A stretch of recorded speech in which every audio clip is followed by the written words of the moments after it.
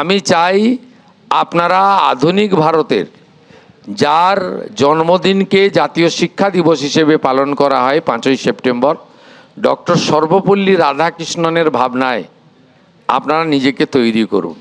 আপনারা মাঝে মাঝে স্মার্ট মোবাইল ফোনে আপনারা এপিজে আব্দুল কালামজি, ভারতবর্ষের প্রাক্তন রাষ্ট্রপতি প্রয়াত, তার বক্তৃতাগুলো শুনুন, তার ক্লাসগুলো, তার ইন্টারেকশান, প্রশ্ন উত্তরগুলো শুনে নিজেকে সুন্দরভাবে তৈরি করুন, গড়ে তুলুন। আপনাদের সরকার আপনাদের সাথে থাকবে। শিক্ষা ছাড়া আমরা কখনোই চেতনার মুক্তি ঘটাতে পারি না, আর চেতনার মুক্তি ঘটানোর মধ্য দিয়েই আধুনিক বাংলা তৈরি হতে পারে। এই বাংলাতে এত এত মেধা সম্পন্ন লোকজন রয়েছে যারা ইউরোপের ইউনিভার্সিটিগুলোতে গিয়ে নেতৃত্ব দিচ্ছেন।